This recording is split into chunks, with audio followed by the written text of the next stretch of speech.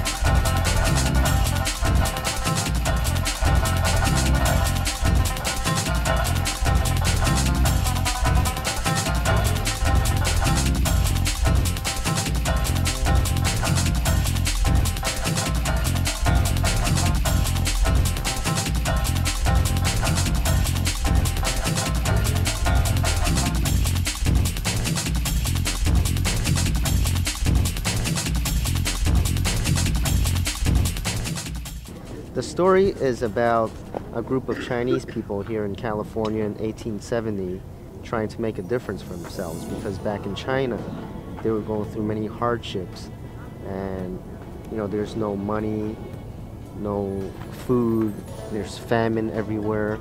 So they've heard of a place called America, a land of opportunity. The streets are paved with gold. They're going to the state of gold, California, and they're here to try to make some money. Except that they come here to find out that conditions here are actually even worse than what they've experienced in China. They were always, used to do the more dangerous work. A lot of explosions have been set, and mostly those Chinese people were the first ones to die.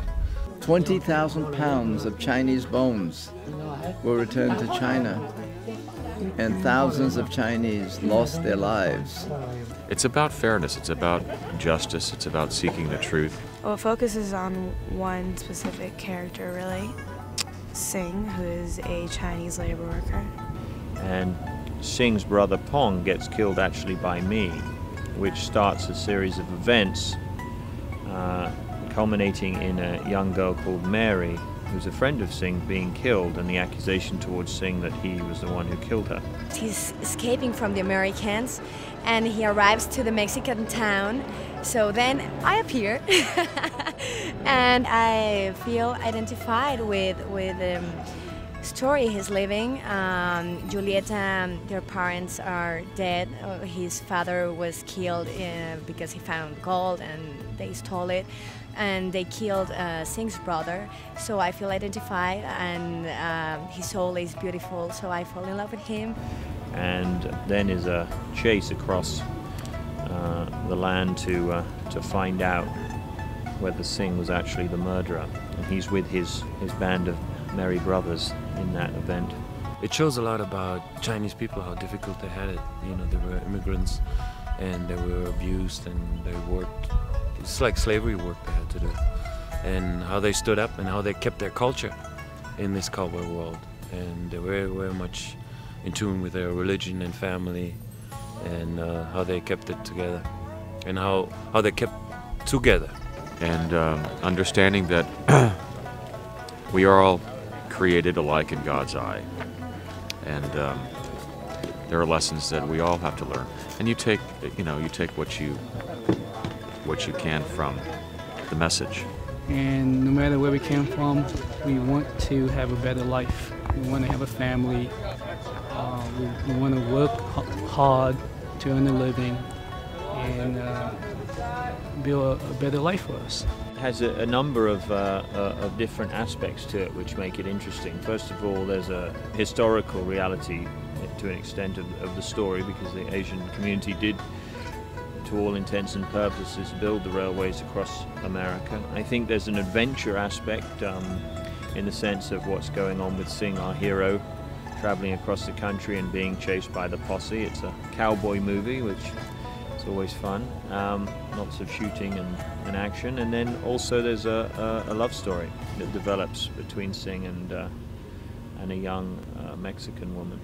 So there's all different elements to it.